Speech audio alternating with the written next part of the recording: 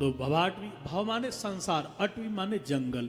ये संसार एक जंगल है और जंगल में जो रहते हैं वो पशु पक्षी, बहुत बड़े हिंसक पशु रहते हैं। ये संसार में भी यही गति है।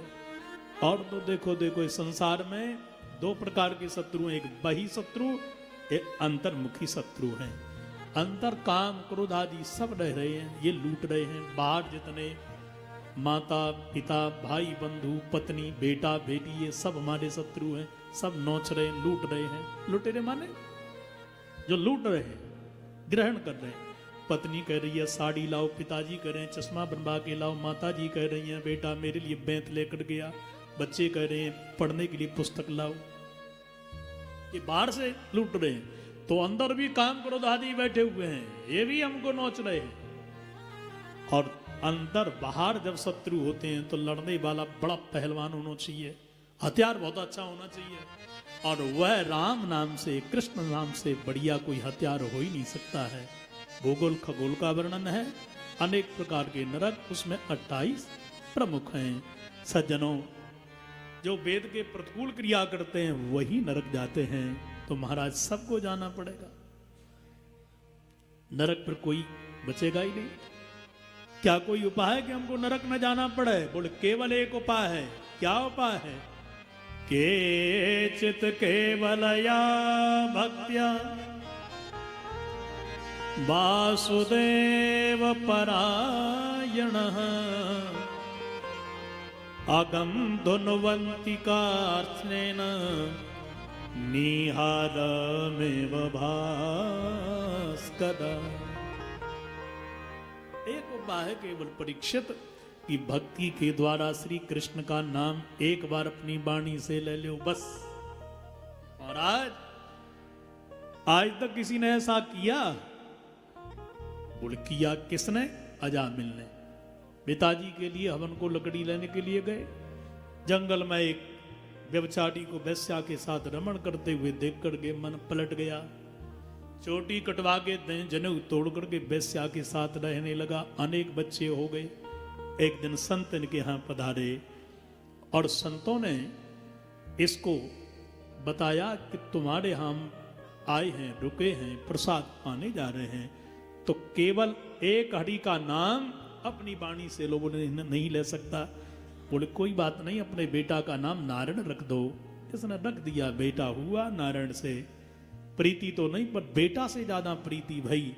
और मरते समय जब यमराज के दूत लेने के लिए आए, भयभीत हो गया, बड़ी जोर से आवाज लगाई, केचित केवलया भक्त्या वासुदेव दूरे क्रीडन कासक्तम पुत्रम नारायणाह्वयम् प्लावितेन सुरोणोच्चै राजुहावाकुलेन्द्रिय। बड़ी जोर से पुलत भाषा में आवाज लगाई, बेटा नारायण। बेटा तो नहीं सुना, भगवान ने सुनी। तुरंत पार्षदों को भेज दिया, 4 आकर के ऐसा संग्राम हुआ अद्भुत यहाँ पर।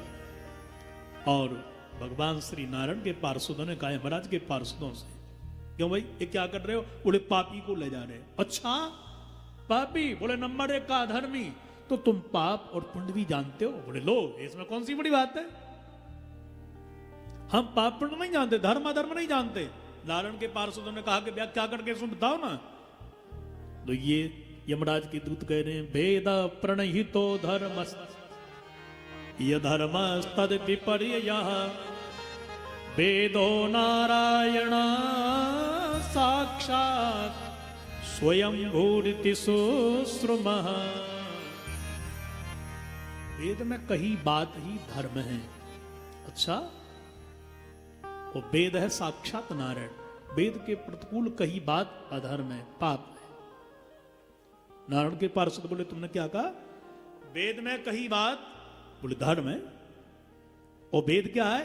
बोले वेदो नारायण साक्षात, वेद तो साक्षात नारायण है। तो अभी इसने नारायण का नाम लिया, तो नारायण का नाम लिया तो वेदज्ञ हो गया, वेदज्ञ तो धर्मज्ञ, वो धर्मज्ञ है तो पुण्यात्मा, फिर ये पापी कहां से हो गया? यमराज जी के दूत बोले तीनों के तीनों बने, कोई नारायण का नाम नहीं लिया, इसने बेटा का नाम लिया। अरे भाई, नारायण का नाम हमारे का पहले रखा गया कि बेटा का पहले रखा? बोले ये लंबी चौड़ी हिस्ट्री तो हमको पता है नहीं। देखो, बोले तो हमारी बात सुनो, ये नाम जो लिया वही हमारे सरकार का नाम है, और हमने ठेका ले रखा है कि जो नारायण का नाम लेता उसको हम भवसागर से तार के बैकुंठ ले जाते हैं। अब हमारी बात सुन लो, राजी से गैरदा जी से हम इसको ले जाएंगे अपने धाम। देखो सही बात बताऊं, भागवत के अनुसार ये बैकुंठ नहीं गया, ये मूर्छता सुन रहा था।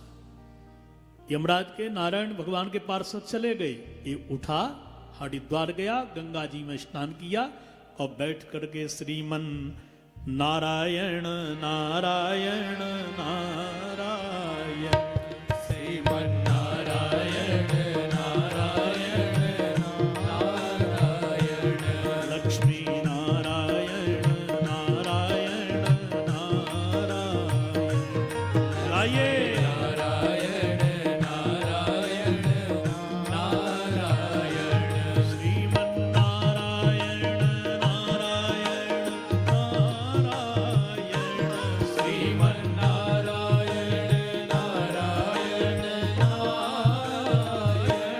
लक्ष्मी नारायण नारायण नारायण, लक्ष्मी नारायण नारायण नारायण। जरा दोनों हाथों से तालियों की सेवा करते हुए श्री